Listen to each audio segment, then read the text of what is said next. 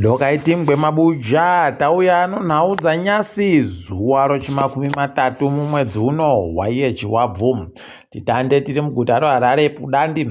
Nyasi uno wanhu checheyo United Methodist Church wagoenda kumuzinda wavo muguta roHarare kuti waende ipapo kowatambidza matsamba okuti wari kuda kuti waite kamusangano kochimbi-chimbi kanobata nyika yese.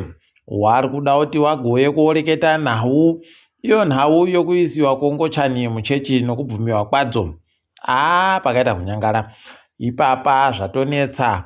Waribe kuona nevakuru wanga wachifungira kuti watovaona, asi anosenza nabhishopu mufundisi Allen Gurupira agoburika achizoreketa muvhidhiyo achiti ewo ava wauya havo wandouya kosiya mapepa yavo asindiro gwaraba rocheche. Kwai gwara rocheche yedu munoriziva rinotandira kudzimba dzenyu richibva rakwira kuenda nomatanho acho ese kunochimirira kuti tizorekete nezvazvo kana nguva yacho yakwana. Heno rekai tione kuti wachazviita sei iwo waendesa tsamba dzacho. Kanzuro yeguta roHarare kwaiyasvika kunzvimboyo Heathcliff kunonzi kuconsortium. Kwai wakatoita kuparadza dzimba dzinosvika 10 ikweyo dzichinzi dzakavakiwa panzvimbo inofanira kuzovakiwa chikoro mumakore anoteera yayo. Rekai tione kuti zvinopera sei. Wanhu dai wafunda kuita hato zvino hui kuramba wachindosikinya tokono panhau yovhii. Wamunangarwa waparura zviri pamutemo zvikoro 19 zvawakavaka nohurumende yavo sokureketa kwavo, asi zvakavakiwa zvichiseenzesa mari yakabva kuOPEC Fund for International Development. Mari inja woba Munangarwa, iwo wandoenda pamberi basi kuti wanziwa nezvawakaita. Kwai zvikoro zvi19 zvirimo munzvimbo dzese mumatunhu ese enyika. Wanenge wari kundodaro tirambe takaringa ipapo. Kumwe kuita kwoZANU-PF kunoita kuti tirambe tichindoreketa kuti mapfene kwaburika nyasi kwaburika tsamba inochokuita nezvatakakunyepai mazuva 2-3 apfuura kuti wiki nerechivhayo agopuwa mari inoita mamiliyoni 40 mari yekuAmerica panyaya yezeki yokuendesa kwaagoita zvinhu zvakaseenzesiwa pasarudzo dzapfuura. Kuno nyasi paburika wamwe wabiache wachinyora tsamba kwaari wiki neri kuti tipe mari yedu, kwai tikutoringira ipapa kuti utipe zvikamu 25 zvomari kubva muzana. Warume pakaita kunyangara. Kwaina Mike Chimombe pabodzi pona Moses Mpofu tipe mari nokutoti takamirira kutoti tikuita tese madhiri acho kunoyo bvaita wegani. Heno kuti ichokwadi kuti manyepo tichagoringa tinenge takandoringa tichikunyepai zvinenge zvichiitika. Hurumende yaMunangarwa kwaiyazochibvuma manji kuti mambo ndiweni wamutadza kureketa kuno watonyora tsamba kumhuri yokwandiweni kuti douyai tiite katombo kanyai panhau youmambo hwoku Ntabazinduna. Ukaona zvaribva waziva kuti zvasvika kuya kunorwadza asi kuchinakidza. Kaitigoringa ipapa kuti wanei kuona chere yawari kuda kutandai waMunangarwa. Chabangu chabangapo kare. Wendo huno abva aita kuwagadzika mudhishi, abva areketa kuti ndiye mukuru mudare reparamende wanhu bato rinopikisa hurumende.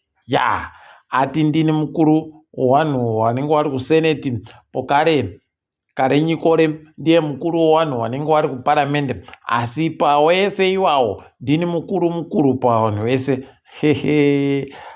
Kuita kunyora tsamba yacho ndiye mbune. Unobva waita kuona kuti pakaita kunyangariwa. Heno manje ipapa tatoona ana Johanna Mamombe naiwo ana Casto wari kuteedza kutsvaka kuti woita sei, wachibva wareketa padande mutande kuti Chabangu tinomuziva ndiye mukuru wedu chino wari kuzivawo nyaya yawo, wari kuda kuburika kaimo mudare reparamende kuitira kuti matumbu yawo agare achiguta. Zviri zvinhu zvakareketewa naChamisa kuti ewo wanoda zvigaro siyai wagare muchationa tichipinda tiri beiwo. Wanoda zvigaro kwai nyoka ngadziburike tigare tadziziva kuti dzinyoka. Ndozvaakiitika kaapa. Chavari kurambira warimo chii? Wogoreketa kuti tomuziva baba Chabangu, tomuziva baba, asi ndiye ari kunzika ndiye mukuru wevanhu vese vanopikisa hurumende mudare reparamende. Pakaita kunyangarakani ikatirambe hedu takaparinga ipapo. Apa ipapa Watchman Ncube agonze atodaidzira kutoti douyai tiite katombo kanyai waro, douyai waro tiite katombo kanyai nowanhu wache wanotungamira hawo wari standing committee. Arikaitioni kuti wacho watsvaka chere wese wo2019 waaigoreketa kaa kuti bato redu ndoro wanhu wa2019 rikaitioni kuti wachakuboya wese chere kana kuti zvinenge zviena nokupi ipapo, nokutoti tsamba yanyoriwa naChabangu yakatoitawo iye kuti Watchman Ncube agopiwawo yache. Dai isiri nzara yogore rino dai tiri kupfa nokuseka idi. Zvakaita kunyangariwa chaiko. Koma koziva chere kuti kwaipa masora agozoisiwa aye pachipatara chokwedu chokwamutoko paribe kana ari kusenza pakureketa kuno. Unosaya kuti chii chaizvo chawakambourita nawo chii, kana ari kundoita kuhuruwa aripo otoita kumpuka nohuruwa yokatondo yemamutoko iyi, asi paribe kana chibodzi chiri kusenza. Unobva wazvisaya ipapa. Hurumende waburikapo kare wari kureketa kuti chipatara chomupiro chokubulawayo kwai achapuwa upenyu nomasora awagoisa mapaneri anosvika 100. Heno kuti chokwadi chere ichi kuti zvaakutosenza idi kutenda taona saThomas wabasawo zesini noERC wanosvika 36 36 pachirungu waatakaniwa mhosva yawanga wari kunenedzewa kubva ipo wagosungiwa paye muzuva rosarudzo gore rapfuura. Kwai hurumende yatadza kuburitsa nyaya kuti iti ndio wanomhosva yochii, zvaramba zvese kuno wabva wanonzi nodare ewo chiwatakanulai henyu mhosva waribe kana chawachaita waribe. Wakomana nguva yese yawanga wari kukwira nokudzika wachienda kubhere wachidiri. Zvakaita kunyangariwa izvi. Dai wawasungisa nokutoti wanofanira kuti wabhadhahwe mari chaiyo chaiyo. Kaiti kuringa hedu kwazvinenge zvichienda. Jacobo Mafume kwai nyasi agotodedza anakadzitape kuti anakadzitape uyai ndoda kuita mureketo. Tasvika paye kuti tiringe kuti chiko chada kureketayo. Akutanda chekureketa kuti kwai nyasi pasi rese izuva rinozikana nokuti World Bicycle Day, iro zuva ratinenge tichirangaridzana kuti kuchovha mabhasikoro kwakanaka. Kuno muguta raHarare tada kutoti tandeipo kare kuisa nzvimbo dzokuti vanhu vakone kugochovhera mabhasikoro nokuenda kuzvikoro nomabhasikoro. Munhu ari kutadza kuti kuisiwe mvura inosvika kupombi dzowanhu muguta. Unondoona kuti idi sekuru wangu kugara ureho waribe chawakaona kupfa kwawakagoita kumakore akure awanditsaya. Apawo kumaovheti kwaipapa wagonyorewa tsamba nowakuroza NPF kuti imi kuregai kuramba muchindomarana zvemapfene, itaiso wanhu asi muri kuziva henyu kuti muri mapfene. Unosaya kuti zvinochinjei heno kuti ipapa zvichapera sei, kana kuti mbani anenge ari mudhuze ticharamba takazviringa izvozvo zvese. Tinenge tiri kunyepai kana paino zvimwe zvinenge zvaburika. Tochiringa kadzi rikiitika pasi rese tikutandiraimo muSouth Africa makabva kuitiwa sarudzo nozuro. Sarudzo dzakaita kuratidza pachena kutoti OIC wakaparangiwa urwere hwokutadza kutekedza sarudzo zvisvinu munzvimbo dzisiringafarirwe hurumende kunyanya nowanhu. Zvatakaitiwa zviya ndo zvakaitika pokare kuno kuSouth Africa. Unobva waita kuona kuti chirwere chakadari ichi kaichi chisvinu baichi, asi tikaitione kuti zvinonge zvipera sei. Ipapa zviri kuramba kana zvikaburika zviri kuramba zvakadandi kureketa utoti wobato roANC vanokona peno kuisaya kuti waite hurumende ndiwo walibe kana mumwe wabatana naye.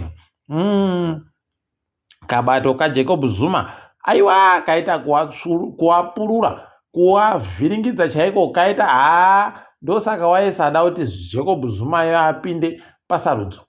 Wakatenge wazviona kuti anokonzeresa, ende chokwadi atokonzeresa KZN kuribe chawo. Iye Jacob Zuma ndiye anenge achatohwinazvo kutoti aite hurumende, wobva watoona kutoti abva aita kupinda kundoerekana nokupinda kundoti pindikiti. Idina yawe kanawo EFF chaiwo wari kutogomedziwa naiye Jacob Zuma nobato rachero MK. Unobva waita kuona kuti idina yawe zvinhu zvinondochinja. Paribe anga akazviringira kutiwo EFF wanogona kujiwa naiye mukondo wesizwe. Aidi pfumo rache riri kubaya zvino tikaitione ipapa pawerengiwa kusvika zvikamu 35 zvomavhoti onyika yese. ANC ichino mavhoti ari kuita 1,700,000. DA ino 1,700,000. MK ndo iri pechitatu, EFF iri pochina. Pochishanu pana iye Gayton Mackenzie hede no Patriotic Alliance. Wamwe wese ayo takundobatanidza kudzasi ikweyo, wese ana Bhosa ana Arise kuribe chisvino kana Hemeni Mashava hondo huno ide wakandojahawo mari dzowanhu paribe kana chiripo, paribe kana chibodzi.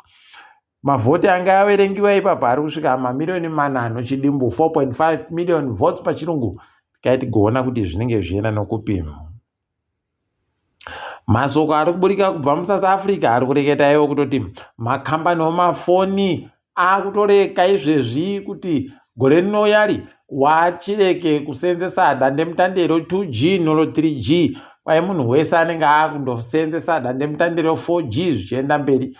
Warume pakutoreketa kuti wanokumbudzi kunoenda paWhatsApp chitayai henyu, asi kana uno kambudzimbudzi kambudzimbudzi kanoramba kachisenza, asi aka kanoenda padandemutande pakutoda noenda padandemutande 4G.